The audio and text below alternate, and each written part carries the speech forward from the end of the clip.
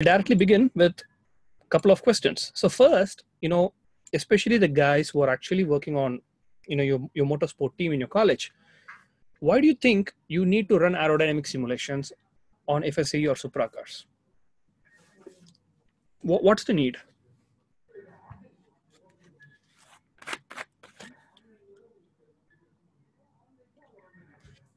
Try to be as descriptive as possible, and let's all take maybe 30 seconds to answer this question.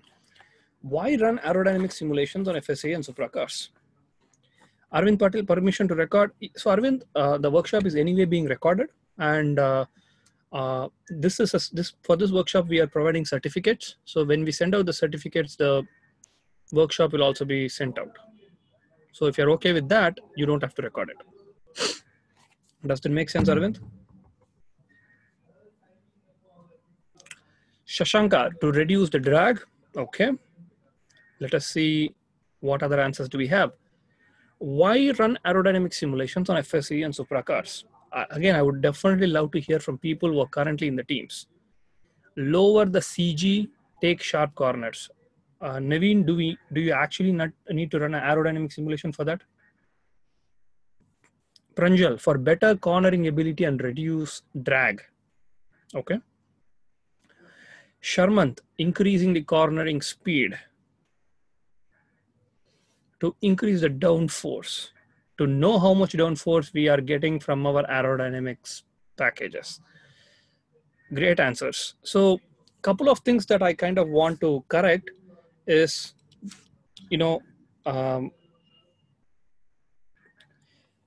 things like for better cornering ability, right? So when you're running a CFD simulation, right, it is not going to give you an optimum design.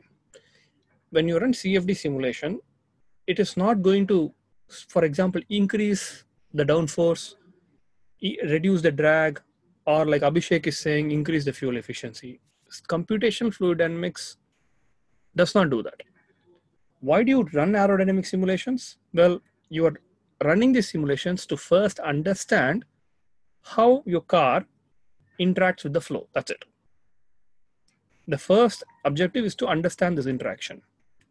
The second objective is to basically get some useful numbers with which you can do some engineering. Meaning, all right, do we care about downforce? Okay. What is the force that I have? What is the amount of downforce that I'm getting? What is the percentage distribution of the downforce? Right? For example, you have your front wing, your rear wing, and your body. All of them contribute to downforce, obviously. And what is the percentage? Are there any asymmetric, is there any asymmetry in the force distribution? If there is, then that's bad. That affects handling performance. First, understanding how your car is performing, right? For that, you're doing CFD analysis, especially aerodynamic simulations. Now we need to remember that all of this can be done far more accurately if you have a wind tunnel. All right, but chances of you having a wind tunnel and using it on a regular basis to test out different designs, I don't think that's the case. Okay, just a second.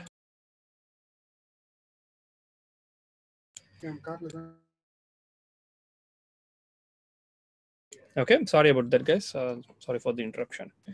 Okay, so does everyone understand why you are running CFD simulations, or why do you have to run CFD simulations? Is that point clear, guys? It's primarily a tool for you. It's primarily a tool that helps you understand your designs. It's not going to improve your designs. It basically tells you what is the drag coefficient, for example, what is the total downforce that you're generating with a particular design. It helps you understand it. And the reason why you're using CFD and not a wind tunnel is because CFD is cheap. So to conclude, the reason why people do CFD analysis is it's a cheap alternative to compute what the drag forces and what the down forces are in your car. Does this make sense to everyone? On a scale of 1 to 10, please rate your understanding of what I said just now. If you guys understand it perfectly, just say 10. If you don't understand, then just let me know and I'll repeat accordingly. Okay, so most of them are saying 10, so I feel like that concept was quite comfortable. The second question that I want to ask, and this is something that I want all of you to answer honestly. Again, people who are currently in motorsport teams, I think your input would be very valuable.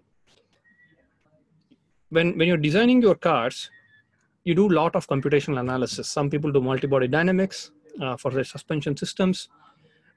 You basically do for finite element analysis for structural rigidity or structural strength computation, and then CFD for fluid flow analysis. How much do you think, or based upon the simulations, what percentage of design changes are driven? So maybe I'll rephrase the question. What percentage of design changes are driven by computational results? And I want you to answer it based upon your current practice, whatever you're doing in your college. If someone runs a CFD simulation and gives you a result, are you guys going to immediately implement that design? That is my question. If so, what is the percentage?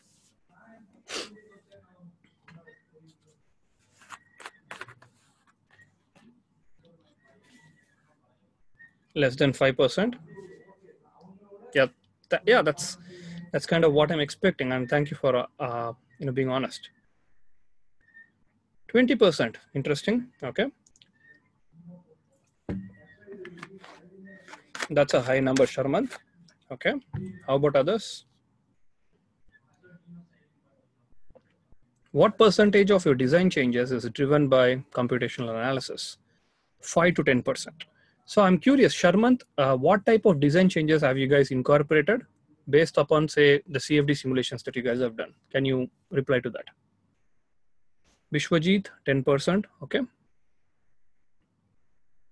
Cool. So I was kind of the number that I basically had in mind based upon talking to a lot of students who do this type of work is around 5 to 10%, and that is one pattern that I saw is that is more on the structural side, especially when you're doing static analysis or when you're basically computing CG. People use computational tools, and whenever you're doing suspension design, people use computational tools like Adams or Motion View or Motion Solve. But for CFD, I haven't seen that much. Primarily because one thing that I've observed is the students typically don't have enough resources to do the aerodynamic simulation correctly. And hopefully by the end of today's workshop, you will understand what are the things that you might be missing. So Sharmant, okay, based on CFD, we are able to change the air intake and air inflow to radiator as we compacted the body panels. That's actually a very nice study. So you are doing an internal flow problem. Can you basically tell me a little bit about what was the size of your computational model, Sharmant, in terms of cell count? What was the cell count that you used? And what was the inlet Reynolds number for which you did this optimization? While you're answering that, I'll just move on to the next slide. As far as terminologies, I'm pretty sure most of you know this, but typically when it comes to a F1 car, right? These are the terminologies that you hear. You have your nose cones, you have your barge boards, turning vanes, exhaust rear body work, rear wings, front wings, and your tires, obviously. Why do you have to learn these components? Well, it turns out when you're running aerodynamic simulations, the entire outer body is designed so that your car can slip through the air with least amount of resistance as possible. So this is what you would call as reducing the drag force. But then on top of that, you also want to make sure that you're generating enough downforce so that your car actually sticks to the ground. Okay. So the problem statement might sound very simple, but there are a lot of challenges. So when it comes to simulating aerodynamic simulations, here are the list of steps that you need to do. Now, these steps are not simplified. Like when I used to work with Red Bull on their internal flow and external flow problems, we would do virtual wind tunnel analysis all the time, and this is basically the list of steps that we carry out. So the first thing that you do is create something called as a virtual wind tunnel. Okay. Now, a simple question: can anyone tell me what a virtual wind tunnel means? What does a virtual wind tunnel mean?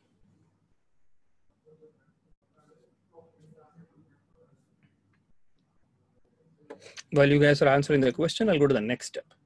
So the next step is you take your CAD model. All right. Now for computational fluid dynamics, you only need the surfaces that are interacting with the fluid. For example, when you're doing aerodynamic analysis, your engine does not have to be present. Just to let you know, or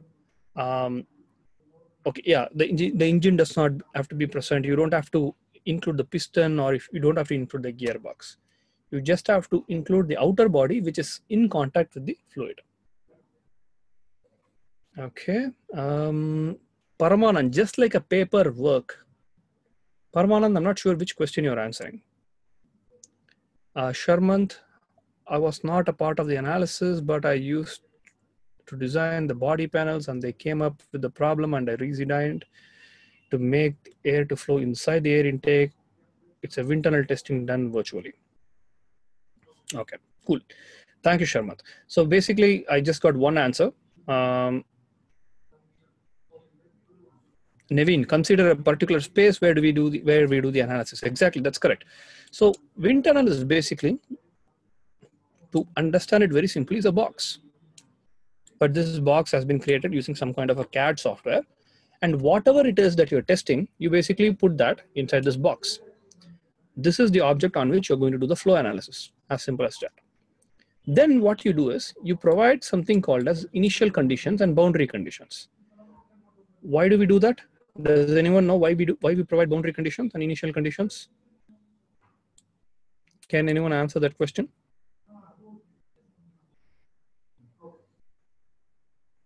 Guys, again, I want all of you to be interactive, because if you're not interactive, then I won't understand how much you guys understand, and I might just run through the presentation and we might just finish in 1 hour. I'm planning for this to last at least for 1.5 hours, so that you can learn a lot. To describe its state, Sindhil, are you answering the question what boundary conditions mean and why it's required?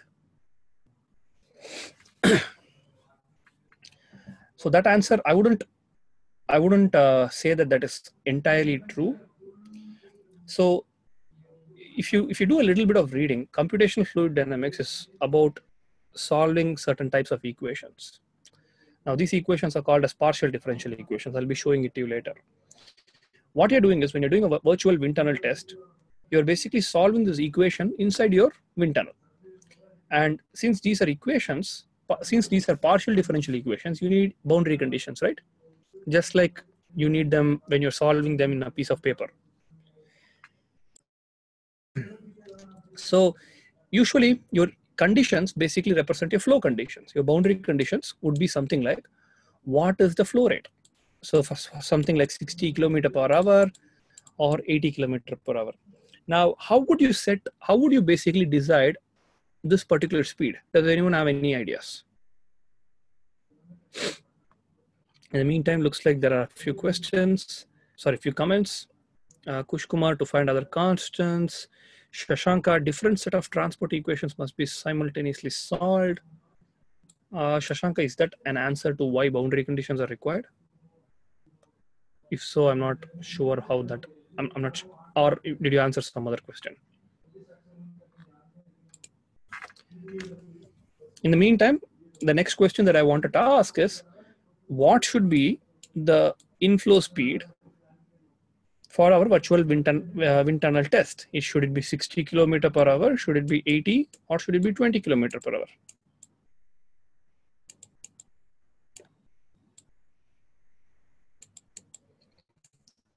60. Okay, Vishwajit says 60. How about others, guys? People who are currently on other FSA or Supra teams, 80 km/h. Okay.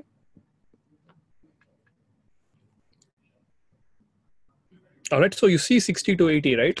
So what's the accurate answer? Well, see, it depends ideally on what type of track you're running, that you're going to race. Again, many students don't don't do this much type of analysis.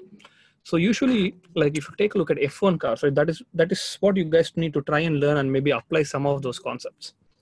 So aerodynamic simulations are typically performed based upon your racing conditions. This does not take into account only the top speed, but it takes into account the type of track. So let me ask a simple question. Say that you have two types of track. So this is kind of your first track, right? And we have another track which looks like this. Again, I hope that you guys can see that I'm drawing the top view here. Let's call this as track A and track B.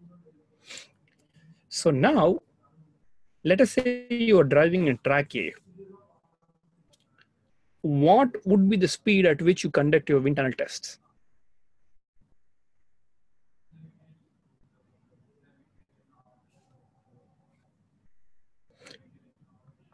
It would be the higher speeds. What is the objective there? So Abhishek, what would be the objective?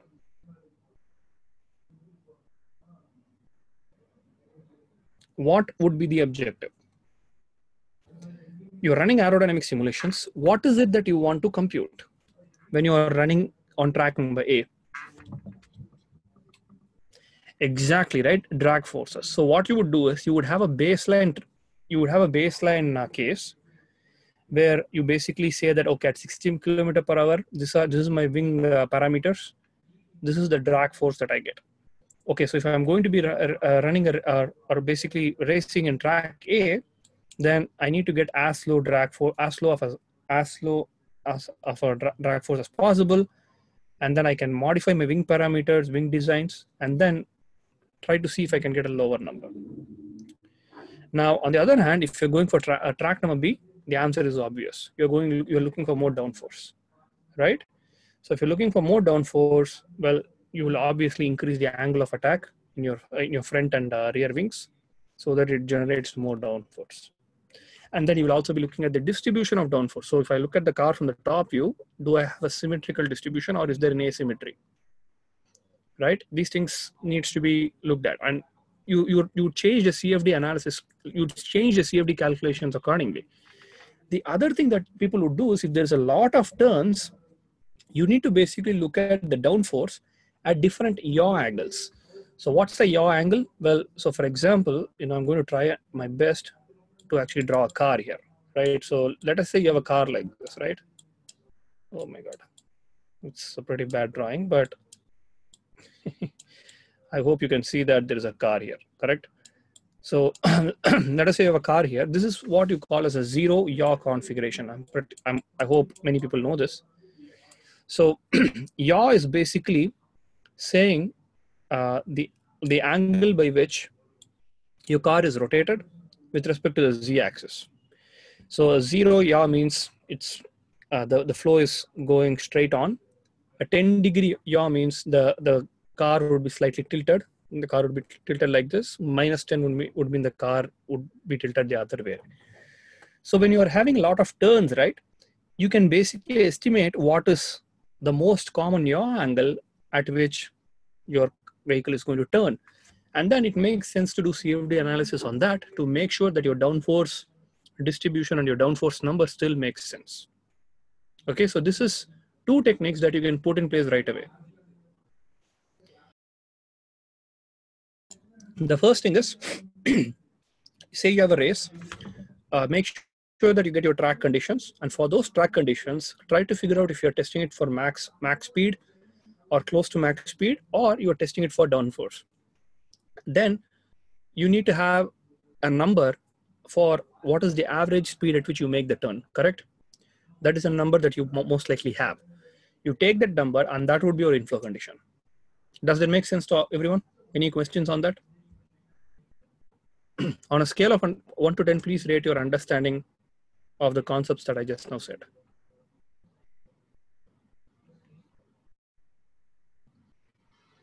Okay, Shamant, 8. Mayank, Shamant. Can you guys, is there any specific question? Shashanka, is there anything that you are not understanding?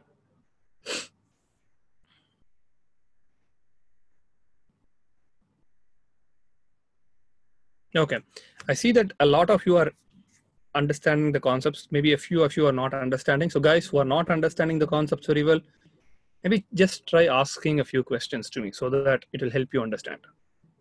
Some info about the yaw angle, that's fine. Okay, so maybe what I'll do is, This is something that I wanted to do later, but I think that's fine. I can just show you right now. Okay, right. So this right here is your virtual wind tunnel. Okay, so this is how you'd set it up. And this is a made up Formula FSAE car, right? And if I enable the walls,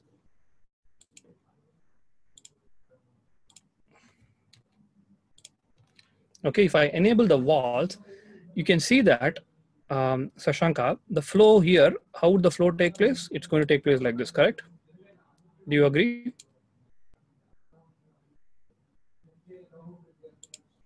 So now what I can do is I can go to transform, translate, or sorry, rotate. I can just take my car. I can say rotate it about the z-axis by 10 degrees. When I do that, that's going to take some time. And this is what you call as a 10-degree yaw angle. So Sashanka, does that make sense now? So now what's going to happen is there is definitely going to be a difference. Your flow is asymmetric, right? Your flow is asymmetric. So this is going to cause a difference in the downforce between one side of the car and the other side of the car, right? So you need to understand that. You need to make sure that you're still getting the required value of downforce so that you can make the turn in a proper manner. And what I'm saying is, so depending upon the track, right? So you can imagine that there is a track like this, and that is why the car is actually turning like this, correct? So depending upon the track, you should have a good understanding of what are the typical yaw angles. And this is where experience comes in. You take the car, you drive it in the track, do a test drive, and then understand, okay, what are the turns, what are the turn angles? And you understand that, okay, for 95% of the time, or 90 or 70% of the time, the turning takes place, maybe that's a 10-degree turn. Then you need to make sure that you test it accordingly. Mayank, do we change boundary conditions when we change in yaw angle? That's a great question. The answer is yes. Why? Because when you're turning, you are most likely going a bit slow, right? Which means your inflow conditions can no longer be 80 km/h. It has to be smaller. How small? Again, that depends upon the average turn. And that is where you need a baseline data. Where would you get the baseline data? Well, you have the car and ask your driver to drive it around. And if you're able to measure speeds at the corners, that's great. You know that, okay, my average turning speed, and maybe some guys can help you. If you guys have the data, someone can help me out here. If you have test driven your car, what is the average speed at which you make the turn? Can anyone share some details? Maybe this could be test drive that you did in your local track that you have in your college.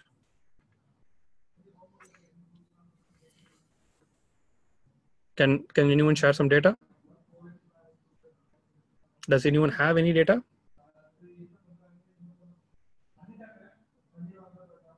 Okay, looks like not many people have measured this. Yes, that is what I would expect. So 20 to 30 km/h is where is yeah, maybe, right? 30 seems a bit high, but 20 to 30, 30 to 35, okay, that seems like a lot. But anyway, if you're making the turn at that speed, then that should be your boundary condition. So Mayank, does that make sense? Okay, there we go. So that's the type of analysis that I want. 90-degree turn, maybe around at 30 km/h. So then your inflow should be adjusted accordingly.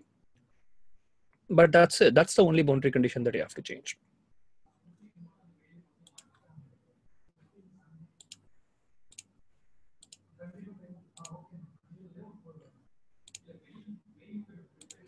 All right.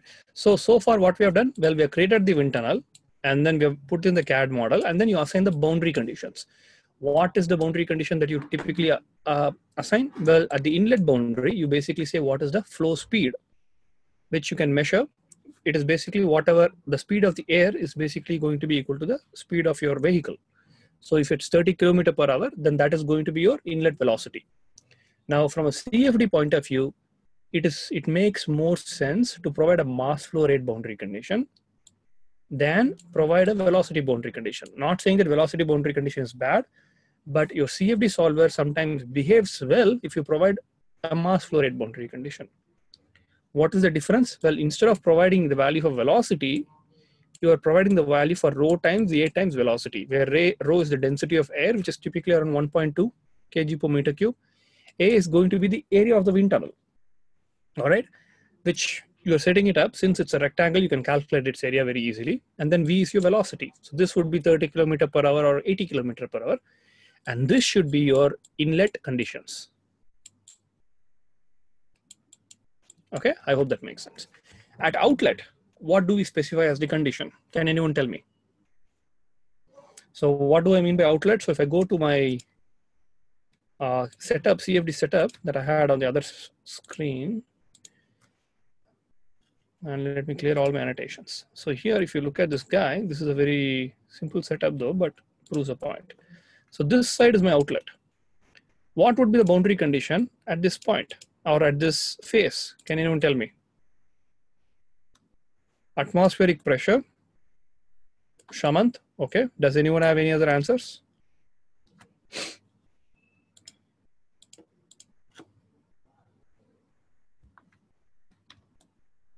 So Shamant has said atmospheric pressure. Does anyone have any other answers? So Shamant, since you are the only person who answered that question, let me ask you. So when there is when air is flowing over the car, what's going to happen in the backside?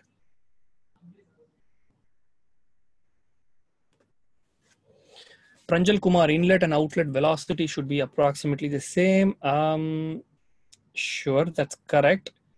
But usually that would not be the right boundary condition to provide. That is, your velocity will be calculated. It makes sense to provide the pressure.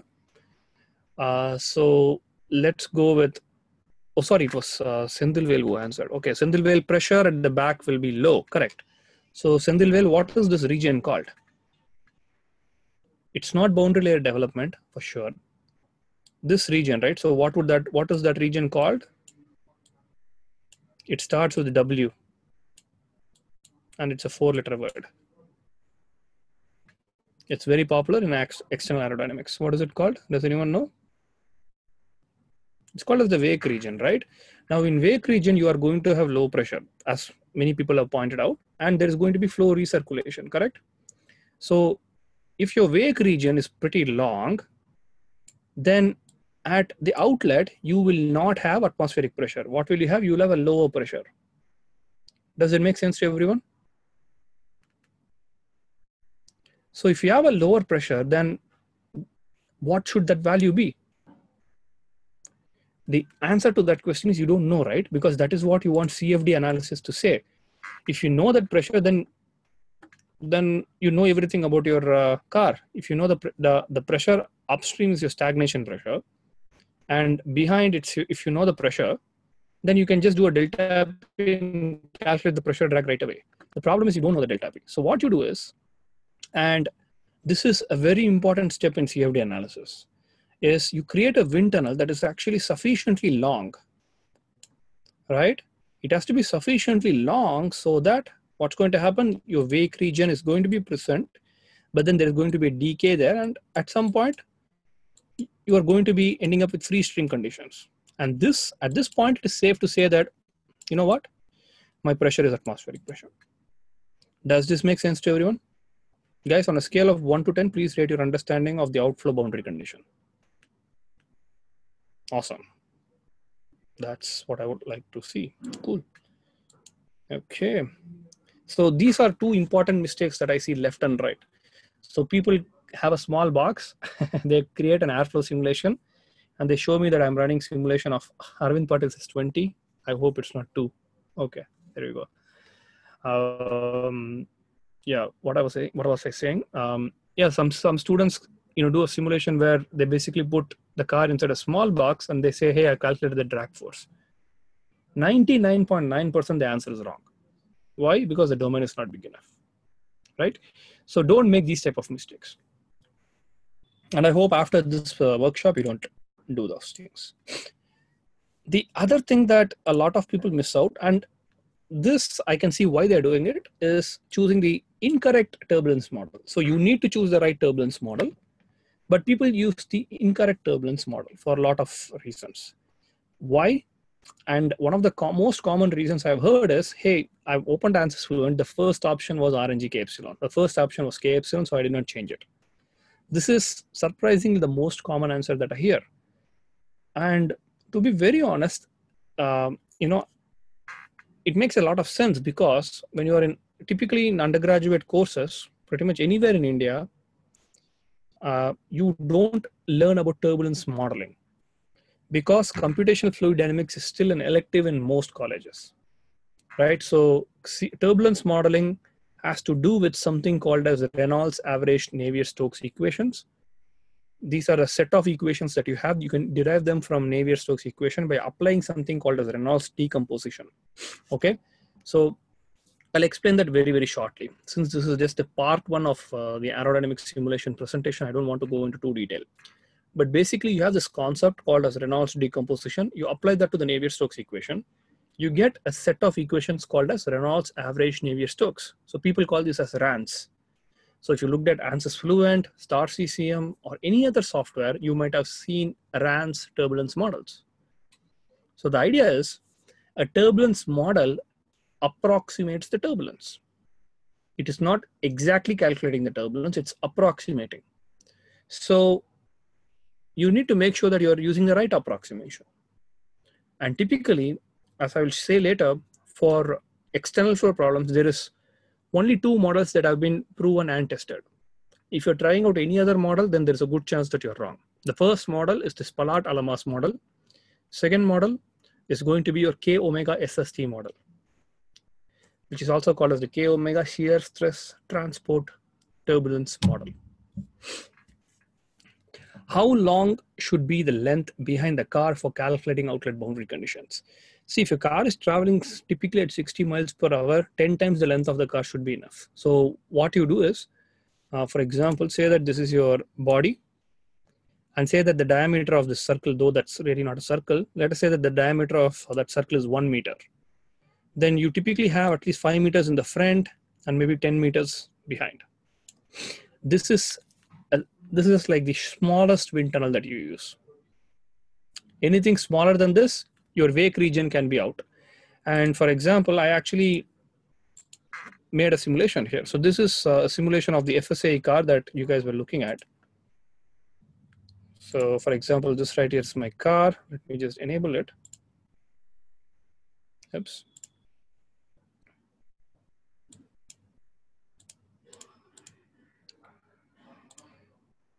So from from a coolness point of view, yeah, this simulation looks cool, but I hope you guys are seeing what I'm saying, right? So if I basically take my cut plane and hide the edges, you can see that the wake region is going to it's going to extend for a while. And if I show you the stream tracers, that kind of makes sense. You see all your vortices, right? You see all your vortices, right? These vortices basically define your wake region, and the flow needs to straighten again. That is where you recover your pressure. So you need to make sure that this is at least 10 times long. In this case, since it's a demo problem, I did not put the effort. So you can see that this is maybe 2 times the length of the model. So you need to have at least 10 times the length of your model downstream, and at least 5 times the length of the model upstream. What is upstream and downstream? If you don't know that, this right here is the upstream because it's in the front, and this right here is downstream. Sendilvel, I could not hear you. Guys, is anyone having issues with my audio? If you have issues with my audio, then okay. Sendilvel, maybe, is it okay now? Okay, guys, people who are saying no, I'm assuming that you can hear me, correct?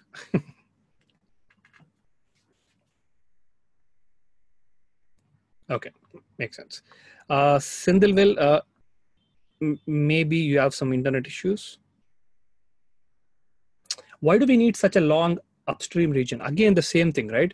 So what's going to happen is, so these are fundamental concepts in fluid mechanics, right? So if you understand them, then you will understand why we are doing these type of things. So if I hide, say, my clip plane,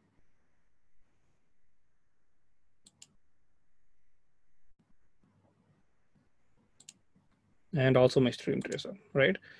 So here, typically what you do is when you're doing a wind tunnel test, you don't want your boundary conditions to affect your flow field near the car, right? So 5 times might seem like a lot, just like how I'm saying 10 times downstream might seem like a lot.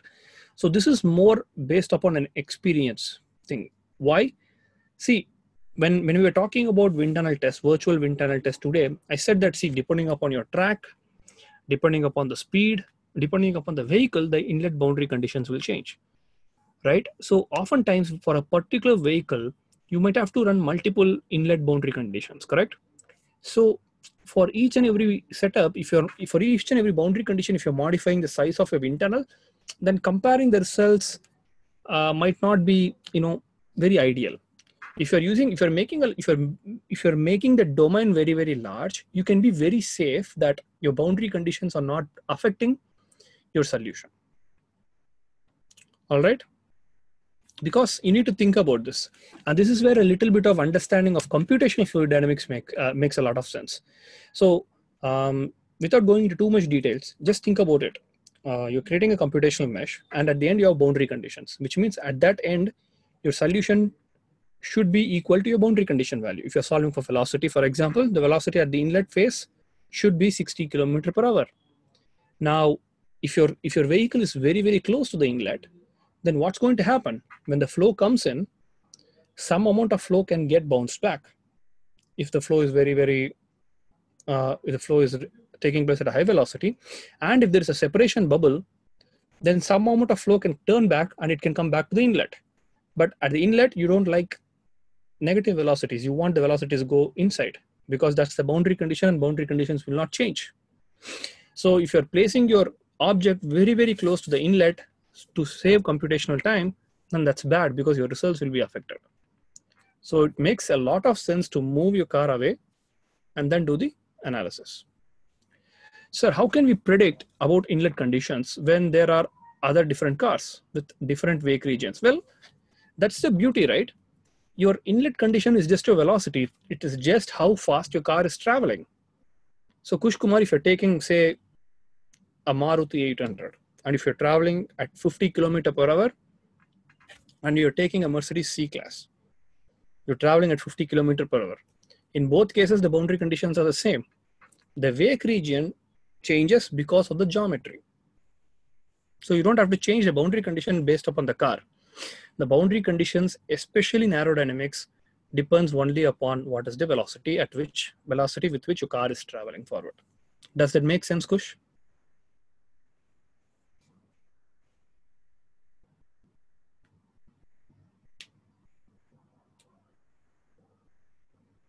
Okay, so looks like you meant something else. Maybe take some time and try to rephrase your question completely so that I can read it and try to answer it again. In the meantime, I'll just go on to the next slide.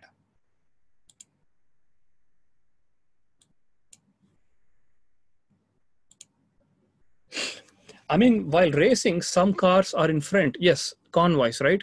So if you have convoy condition, meaning you have a car in front of another car, then what's going to happen is, well, you don't know what's the condition between the two cars, right? You want to predict that. Well, in this case, what you do is you put both those two cars in your wind tunnel. That's it. And you basically say that your inlet condition is equal to the speed at which your first car is traveling. And you're kind of assuming that both the cars are traveling at the same speed, right? Only then there's a gap, or else the gap will not exist.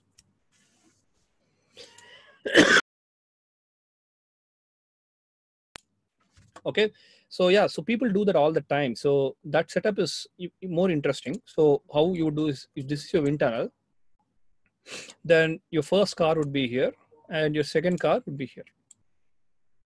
Something like this. You still need to provide that same upstream and downstream distance so that the results still make sense.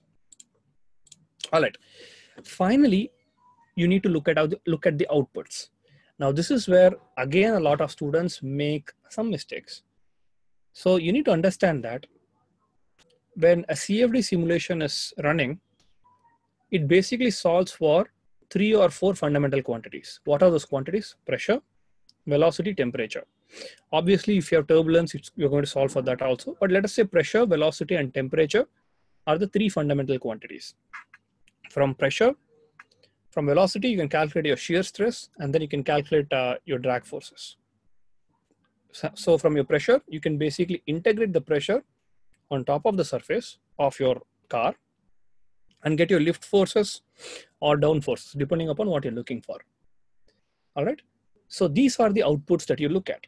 So for example, if we go back to this CFD simulation, what am I doing? What am I doing here? I'm coloring this car by pressure. Now, what I'm looking for here is qualitatively, the results should make sense. Meaning, I know that these results are wrong because first of all, the wind tunnel is too small. And secondly, I did not throw a lot of computing power. I ran the simulation on a relatively smaller computer. So I know that the results are not super accurate, but from a qualitative point of view, what are some of the features that you see in the simulation that make sense to you?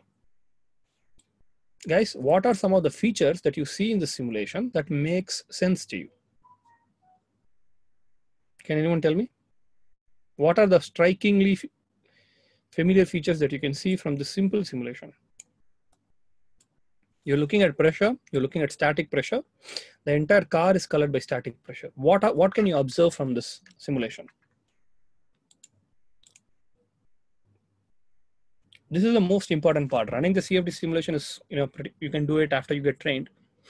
But looking at the results, this is, and observing what you're, and basically interpreting what you're seeing, that is the most important skill set. So can anyone tell me what are some of the quantities that look correct in this particular picture, in this particular simulation? Mayank, nose cone, high pressure, exactly.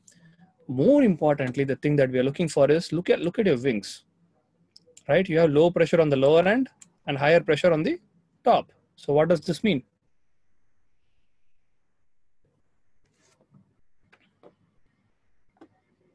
I have high pressure on the top and low pressure on the bottom. What does this mean? Exactly. How can I calculate the downforce? Well, I have pressure.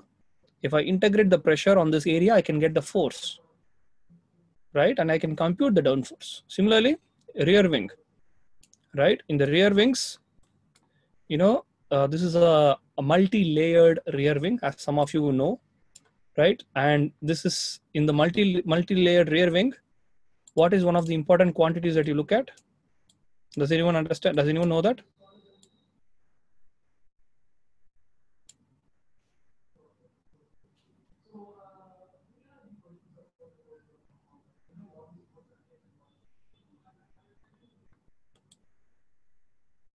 Okay, looks like many people are not aware of this. That's fine.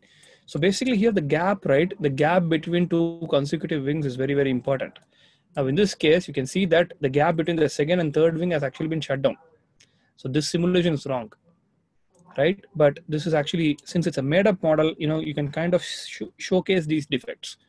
So whenever some students send out their simulation results to me for, consulting, but when I look at them, they make these type of mistakes. If you're making these mistakes, then that's going to give you completely bad results, right? So in this case, there is supposed to be a flow passage which has been blocked. Why has it been blocked? Well, during the process of surface cleanup, I think the student accidentally just closed this part. Because of that, there's no flow path there, which is bad, which means the solver thinks that this is an entire wing and there's just only 2 layers. In fact, there are actually 3 wings here. And you can kind of understand that just by looking at the cut plane. So if you look at the cut plane, right, you can see that between here, where is my drawing tool? So here you can see that there's a disconnect. Maybe I'll use a black color. Here you can see that there's a disconnect, but here you can see that things have been joined. In fact, this flow path is very crucial because it helps in doing something called as energizing the boundary layer, which is very important because that helps you in preventing flow separation, which is a very much desirable outcome whenever you do aerodynamic analysis, because that helps you in reducing drag forces. All right, let's move on to the presentation. All right, so basically these are the steps that you need to follow. Now, once you follow these steps, you are going to get some results, right? You need to always get baseline results, meaning a set of results that is going to be a baseline. You will always come back to that and refer to that. Any design changes should be done only after you have already simulated the baseline design. Change it and then compare it. And if a particular result is giving good results, then take that new result or take that new setup, new design, and test it out in different conditions. The other thing that students do is they always keep the yaw angle 0, right? And today we talked about it. You need to test your designs at different yaw angles to make sure that, hey, you're the baseline design and your new design is consecutively outperforming the baseline design.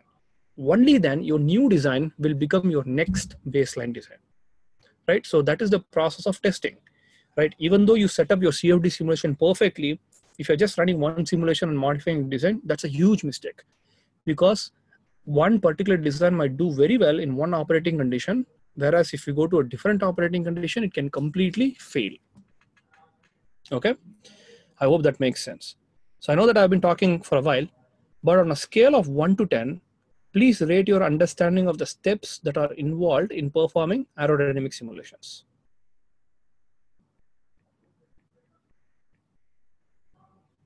Okay, Shashanka, thank you.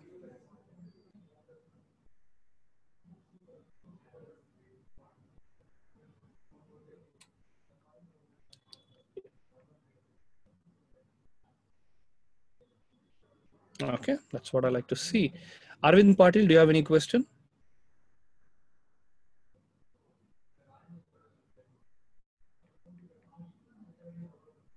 Looks like Arvind Patil, you did not understand it completely. Is there a question that I can answer?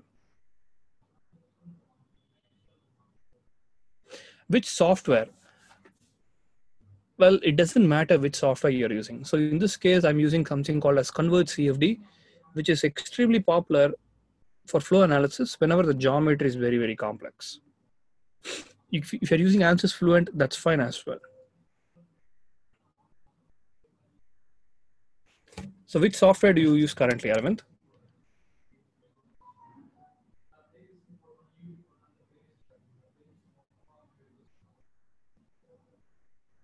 Autodesk CFD is fine. You can always use it. That's not a, it's not a big deal.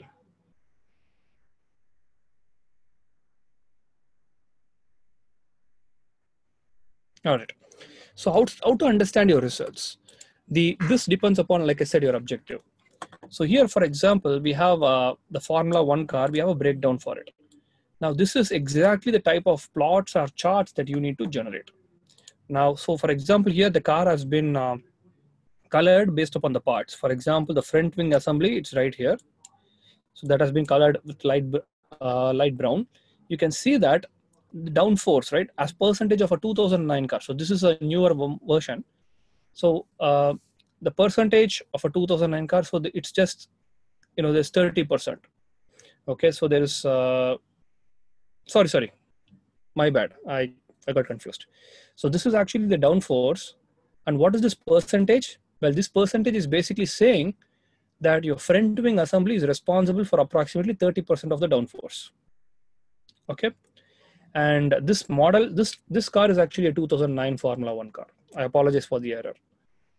And your front wheel, for example, front wheel and suspension, you can see that that is pretty much 0% downforce, right? Because these guys are not responsible for any downforce.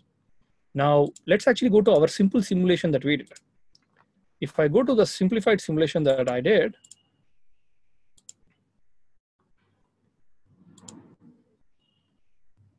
I'll just wait here. And you can see that this kind of makes sense, because if I look at the front tire or front wheel, you can see that there is high pressure on the front of it and there's low pressure behind it, right? So there is definitely some drag force. Your front wheel is definitely responsible for drag force, but then on the top, you have, say, low pressure, medium pressure, which is green color, and so in the bottom, right? So in fact, in the bottom, there might actually be slightly higher pressure. In fact, this is actually not uncommon. There is a small amount of lift force that is generated at your wheels. This is something that even Formula 1 car analysts observe. And it is very interesting to see that, our simple baseline simulation is able to capture those things. So that's pretty interesting. Let's go back to the PPT. Where did I put it? Right there.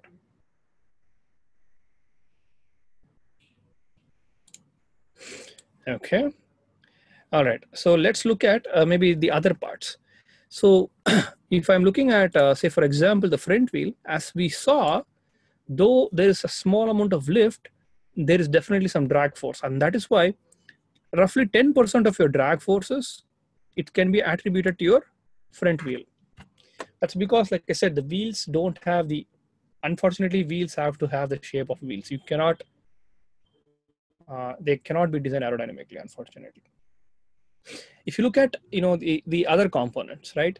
For example, if you look at your floor and diffuser, that is where you get almost 55% of your downforce. And this is actually a very efficiently designed component. Why? It does the job. It gives you that downforce. Look at the drag force. It contributes to only say 15% of your, what do you call, 15% of your drag.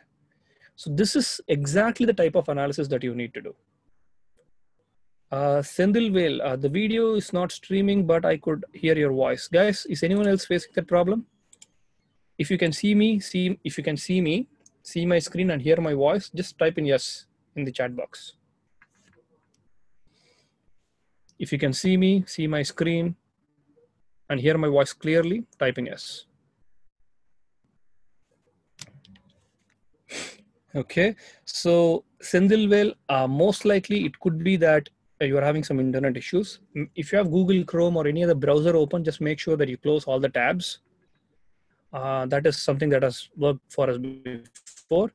And yes, maybe try that out first. If you have any other tabs, if you have any other browsers that are opening, then you can basically turn it off. If your mobile is connected to the same Wi-Fi and if you're using WhatsApp, maybe try turning off Wi-Fi, that helps as well.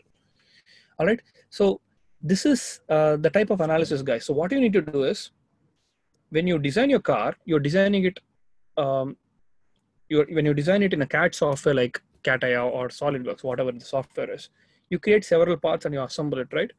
When you do CFD analysis, you still need to retain this bifurcation, right? Meaning your wheels should be a separate component, your diffusers, your upper body, your rear wings, all of them should be kept separate.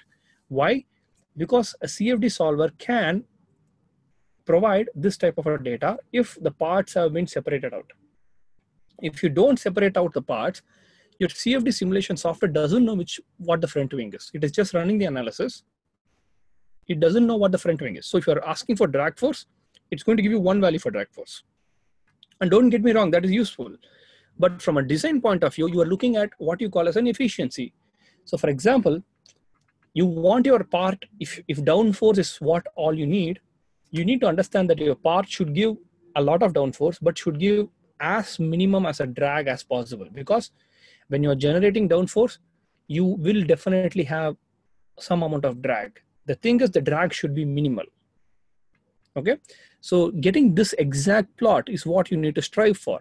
And you need to make sure that this plot meets with your racing objectives. If your racing objectives are lower drag, then the trend should be opposite, right? You need to have lower drags and there'll obviously be lower downforces also. But if there's if it's a racing track where there's a lot of turns and curvatures, then you need to make sure that you kind of have this type of a plot where you have the desired amount of downforce. On a scale of 1 to 10, please rate your understanding of this slide.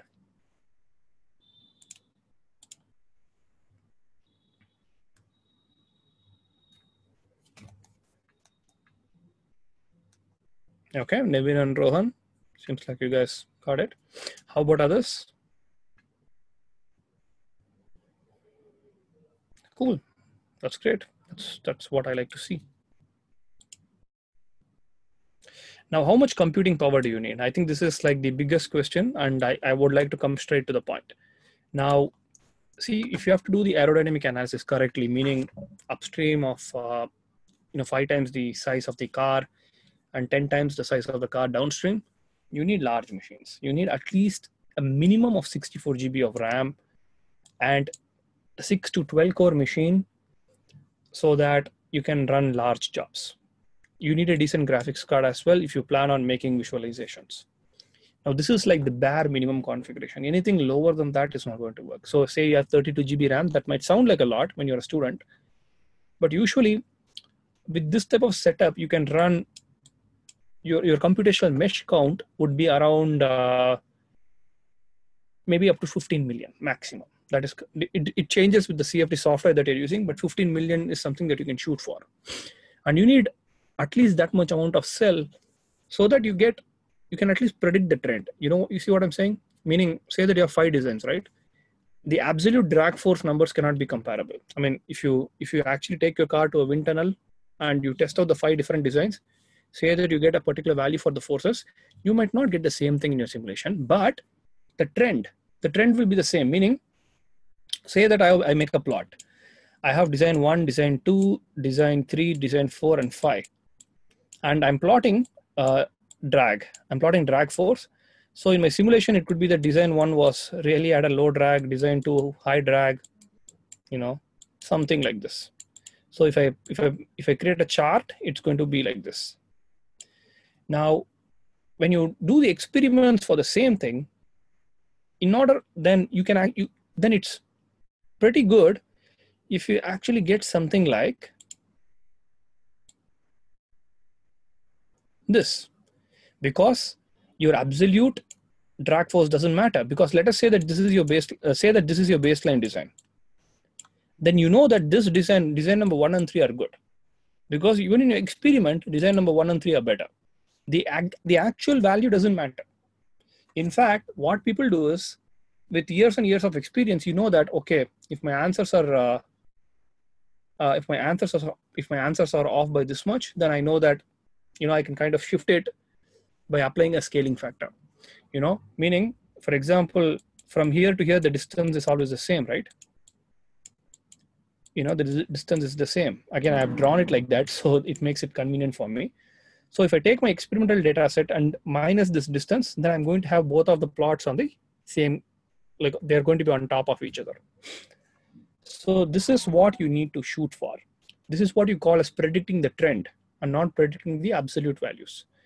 And to do a good job of predicting the trend, this definitely is the minimum requirements. So Paramanand, this is definitely the minimum requirements.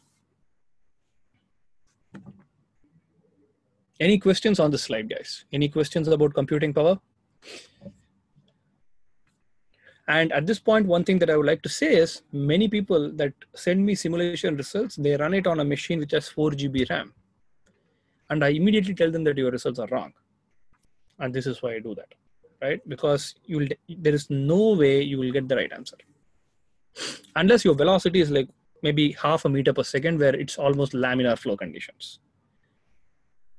In that case, you don't have to do a CFD analysis at all, right? All right. So moving on, the next important thing is how to test your new designs. Well, the first step is to build the models in CAD, which I think many people are quite proficient.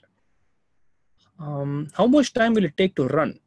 Well, if you're doing a steady state simulation, these type of, if you run it on such powerful computers, you should be able to get the results in 1 to 2 days.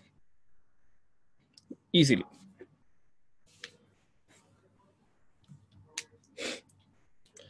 So how to test new designs? So you build your CAD models and you extract the wet volume. Now remember, what is the wet volume? Wet volume is the surfaces or parts that are touching the fluid. Anything that interacts with the fluid should be included. And then you need to retain the part separately in the CFD.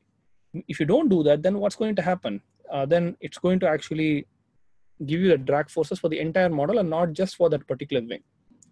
Then you need to put the model in the virtual wind tunnel and then apply the boundary conditions. Okay, and I'll show you a demonstration of this, like after I finish the presentation. So at this point, I'm kind of doing it in reverse. So basics of CFD.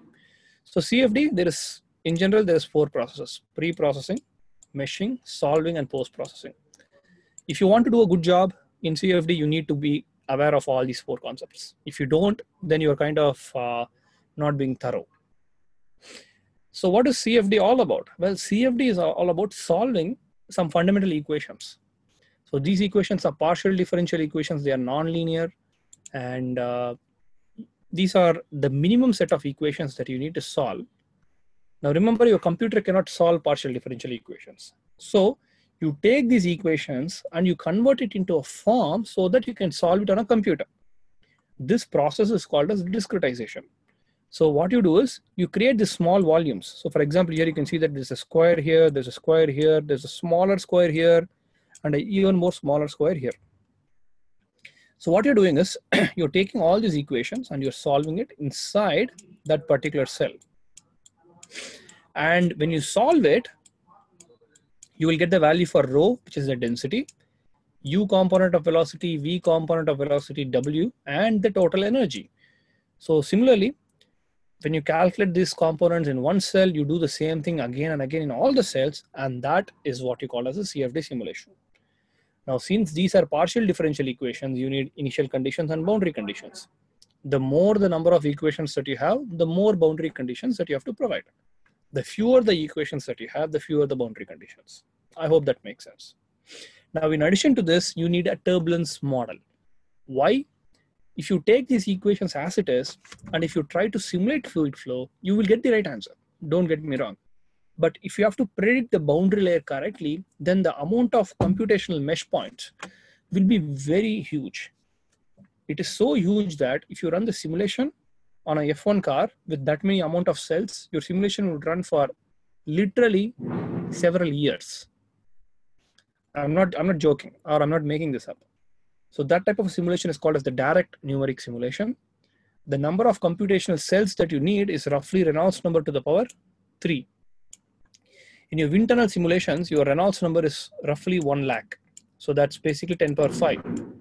So 10 power 5 to the power 3 is 10 power 15, right? So that is 10 power 6 billion cells. 10 power 6 billion cells. That is, I think, the largest simulation, computational fluid dynamics simulation that has ever been attempted was maybe 100 million or 200 million, maybe somewhere around that, maybe slightly more. So if you can never run such a simulation by solving these equations directly. So what you do is you basically model the turbulence. You approximate the turbulence using an approach called as the RANS approach, Reynolds Average Navier-Stokes. When you do that, you basically get two equations that you have to solve, which are K and epsilon. So when you see K and epsilon, right, that is what it means. When you solve K and epsilon, you get something called as nu T, which is your turbulent viscosity. And finding the nu T is basically the problem of turbulence modeling. All the different turbulence model that you might have heard of, K epsilon, RNG K epsilon, rapid distortion K epsilon, K omega 2006, K omega 2009, K omega SST. All of these models have a different way of calculating nu T.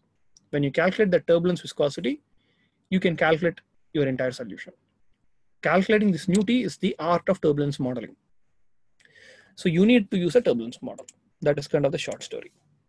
Any questions in this slide? I know that I left out a lot of information, but if there are any questions, especially if anyone is interested in learning more about these guys, like if you have any specific question, then you can let me know. Do we really need to know, do we really need to master these equations to perform CFD? Absolutely not. But if you don't understand these equations, right, here's the problem.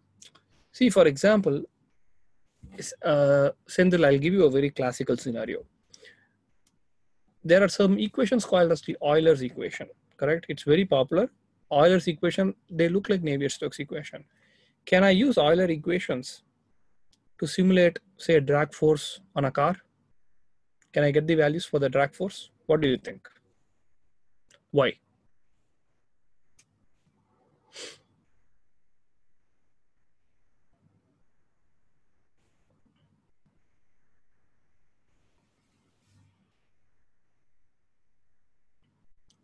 No, I think you are talking about the Euler-Bernoulli beam problem. That's a different equation.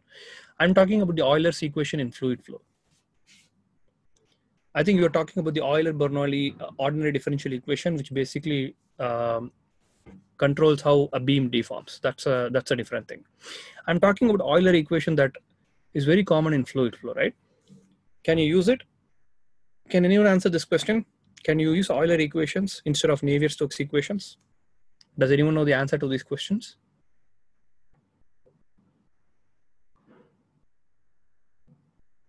Exactly. Ganesh, that's exactly correct. And Sendil, I hope you see the point here, right? So Euler's equation are basically assuming that the flow is inviscid, meaning viscosity is not present. So when you don't understand the equations, right, you are kind of blind, meaning sometimes you might find that the equation has been approximated.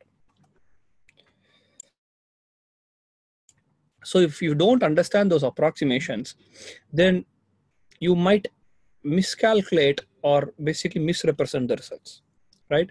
So it is always safe to understand these equations, because depending upon the equations, right, your solution procedure also changes. And I think that is the biggest thing. So for example, say that I drop some terms here, then sometimes I can go with a solver that is slightly more powerful. But that solver as it is might not work for a full 3D simulation. But for certain types of flows, it might actually do a great job. For example, when the flow is incompressible, right? When the flow is incompressible, then there's a solver called as hyper solver, which is a direct solver, which works extremely efficient. You can use, and if the flow is compressible, you can still use it, but it's not going to be that efficient. How do we know this? Well, you would know this if you know the equations and the math behind it. So it is always going to be beneficial if you master these equations. You don't even have to master it, just familiarize yourself with the equations. That will actually help you explain concepts. It might help you come up with new solutions to some of the problems in a totally different manner. All right. So using a turbulence model, how much does a 64 GB RAM and 12 core machine cost? So we have a machine which has 16 cores and 192 gigs, which is what we use for our course projects and also for our research simulations. I think that costed around 5 to 6 lakhs. So this should probably be around 4.5.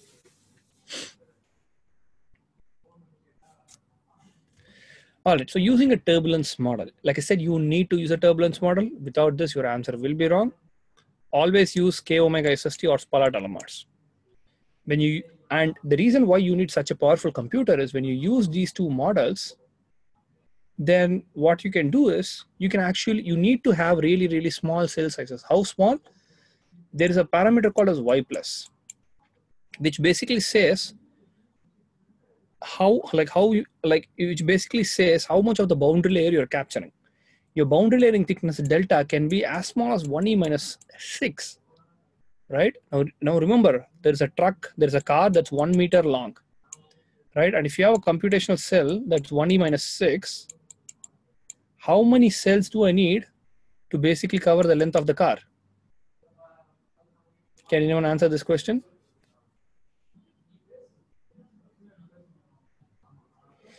If my mesh size is 1e minus 6, and if I have to cover 1 meter, how many number of cells do I need? Paramanand, I mean, that the question might be a bit loaded for you since this is not your domain. But others, can anyone answer this question? Or else I'll basically rephrase the question. Say that you have a distance of 1 meter and you're taking a step size. You have to go from this point to this point. That is your objective. You have to cover this 1 meter.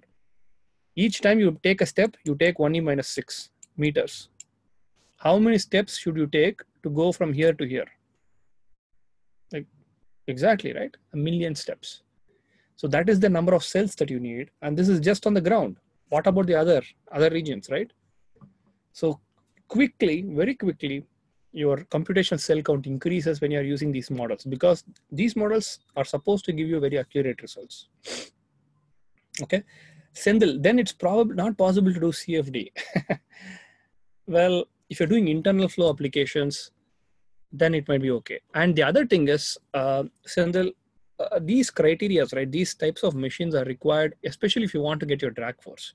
So if you're really serious about reducing your drag force, then yes, you cannot do CFD with hardware that is less than that. If you want to kind of show proof of concept, right? Just like what I'm doing right now, then a smaller computer, 8 GB or maybe 16 GB RAM should be okay. But if you're having 4 GB, then definitely no, I would not recommend doing anything with it, except for pipe flow analysis or flow or a backward facing step. So that is why one thing that we do is, for example, we actually have a course on external aerodynamics and all this stuff, right? So what we do is when people finish the course, they have a final project. And for those final projects, we basically ask them to run it on our computer, the bigger computer, which has 16 cores and 192 GB of RAM. Because only when you run simulations like that, you know what people in industries are doing, right? And when you do projects like that, it becomes much more easy to crack interviews, go for higher education and things like that. Yeah, so I mean, I completely understand, right? So depending upon how much funding your college has, your the hardware that is available might not make a lot of sense. Anyway, so demos. So I've kind of been giving demos right from the start, and we're almost at 1 hour and 30 minutes. So I'll try to keep this short. Okay, so the first thing that you need to do is creating this virtual wind tunnel. Well, this is basically a box which can be created, but in this case, you can see that I have this weird shape. It looks like a trapezium. The cross section looks like a trapezium because I was trying to do it in a bit of hurry, right? So when I set it up, you can see that I have all of this in a single part. So by the way, this software is Converge CFD. The software is extremely powerful for handling complex geometries. So that is why, I'm choosing this.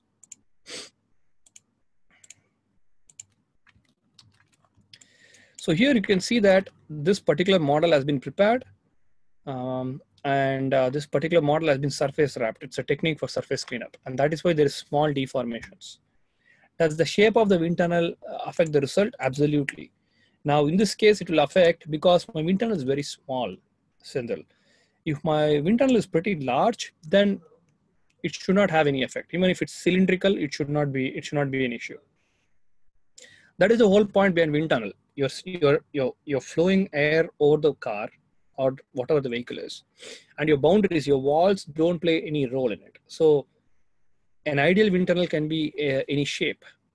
What would be the width? So the width should basically be at least maybe 6 to 8 times the width of your car. Does it make sense, Bishwajit? The other thing that you can do, Bishwajit, is you can do a half model. So that is one thing that people do. Since flow is going to be symmetrical, but that assumption is not going to be true when your yaw angle is not non-zero, right? If your yaw angle is 0, then you can just simulate one half of the car and say that you're going to get the same result on the other side. That is what you call as a symmetry boundary condition. But that is not going to be applicable when there is a yaw angle, meaning the car is tilted like this. So then what we do is we go through the process of setting up the materials, setting up the simulation parameters. So here is where we say, for example, what type of solver we are going to use. And this is where understanding CFD helps, right? So for example, there's a pressure-based solver, and obviously I have something called as density-based solver, and there's the transient solver. Which solver do I use? Well, those choices would make a lot of sense if you know CFD. In this case, I would probably go with a density-based solver, right? You can also do transient, but that is not going to be efficient. In this type of applications, using a density-based solver makes sense. Then, so then you have to talk about simulation parameters. What is the start time and what's the end time? How long or how many iterations for which you have to run the simulation? Well, that depends on the results. So for example, here I'm looking at the mass flow rate at the outflow boundary, right? I'm basically running around 162 kgs per second of air. And you can see that the mass flow rate has converged, meaning the flow has traveled from left to right all the way and it has reached a steady value. This basically tells me that around 15,000 iterations, my solution would converge. It is one way of looking at convergence. Typically, people just look at residuals, which is not a good idea. You definitely have to look at physical quantities to make sure convergence has been achieved. Okay, so let's go back. Oops, looks like, there we go, perfect. Then you worry about boundary conditions. So the boundary conditions for external flows are quite simple. For example, the car body, it's a wall. Now the boundary condition, there's something called as a law of the wall. Now this is something that is not native to Converge. ANSYS Fluent, Star CCM, everyone uses this. This has to do with turbulence modeling. Since that would be kind of out of scope for this workshop, I'm not talking about it. But you need to set this up correctly. If you don't set this up correctly, your results will be wrong. At the inlet, what I'm doing is I'm providing a pressure boundary condition, right? I can, instead of pressure, what I can do is I can specify the mass flow rate or the velocity, doesn't matter. But here there is a concept of specifying the number, specifying the boundary condition directly, which is called as the Dirichlet boundary condition, and specifying the gradient, which is called as the Neumann boundary condition. If you have to understand these correctly, you need to learn CFD properly. At the outlet, I'm just providing a static pressure. Now this is, since it's a made up case, I'm just giving a made up number. The reason why I'm giving a pressure smaller than 1 bar is because, obviously I know that there is a wake region there, so the pressure should be lower. So that's why I'm providing that value. As far as the wall, I'm using a symmetry boundary condition for the wall, right? This is one way to do it. The other way to do is to use slip boundary conditions for your wind tunnel completely.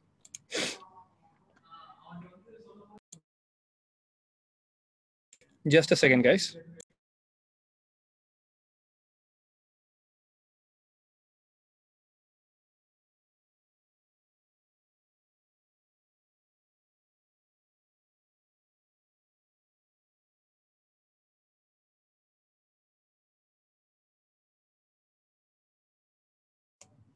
Oh, sorry about that, guys. Okay. So the next step that we need to provide, like after boundary conditions, is the initial conditions. So here we are saying that in the volumetric region, we have oxygen and nitrogen, basically air, that is at a particular pressure and temperature. So these are called as initial conditions. Usually these are quite okay. You can use any values you want. Even if you change the values a little bit, it doesn't matter. Then comes your turbulence modeling. So here you can see that I'm using RNG K epsilon, which is not a good model. I would use something like K omega SST along with the constants that's provided. Then looks like there's an error. Okay, so this has to do with converge. Let me just create some passives here. There we go. Then grid control. So this is where the computational mesh is. So I'm basically providing the base grid, and then I'm using something called as adaptive mesh refinement. I can just show this in action. So for example, in this car, if I enable the cut plane and maybe hide the car itself, and for the cut plane, if I enable the edges, then this is a cut cell Cartesian mesh. So the cut cell Cartesian mesh is very accurate. It has got very low numerical diffusion. So it's a very nice, high quality cell. So this right here, if I use some colors, so this right here is a base grid cell, and this is called as adaptive mesh refinement. So note what's happening, right? As the flow conditions are becoming chaotic, the solver is automatically refining the cells on its own without you doing it. This way, you can actually use the cells very, very efficiently. And adaptive mesh refinement is one of the most popular technologies in CFD. And with Converge, you can do that in complex geometries, which is a huge plus point. With ANSYS Fluent, you cannot do it that effectively. So because of that, the results, it will take you much longer to get results with ANSYS Fluent when you do a transient simulation.